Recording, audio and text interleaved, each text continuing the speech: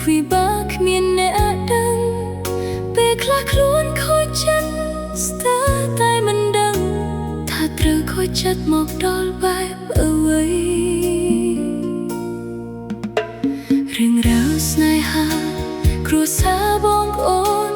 ការងារឲ្យខ្ញុំពិបាកច្រើនទៅហើយគ្រាន់តែក្តីស្រឡាញ់មួយដែលគេផ្ដល់ឲ្យមកខ្ញុំហេតុអ្វីគេធ្វើមិនបា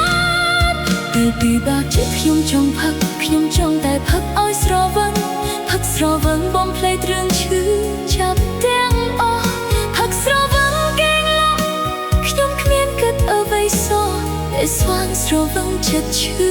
លើស្ដាំខ្ញុំចង់ប្រាប់ថាខ្ញុំចង់ផឹកព្រោះតែពិបាកចិត្តខ្លាំងពេកខោទឹកភ្នែកហេតុអ្វីយកឈ្នះចិត្តខ្លួនមិនបានចង់រកជីវិតថ្មីមួយរស់នៅសុខសាន្តហេតុអ្វីខ្ញុំត្រូវចងចាំអតីតដែលឈឺចាប់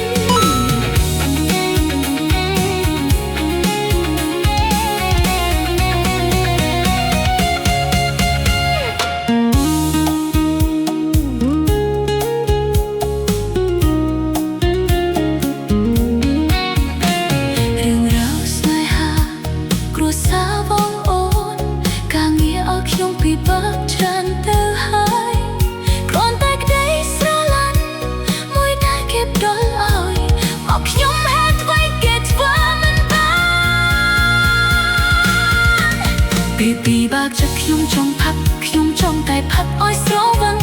ផឹកស្រវឹងបំភ្លេចរឿងឈឺចាប់ទាំងអស់ផឹកស្រវឹងគេងលក់ខ្ញុំគ្មានគិតអ្វីសោះពេលស្វាងស្រវឹងចិត្តឈឺលើស្ដាំខ្ញុំចង់ប្រាប់ថាខ្ញុំចង់ផឹក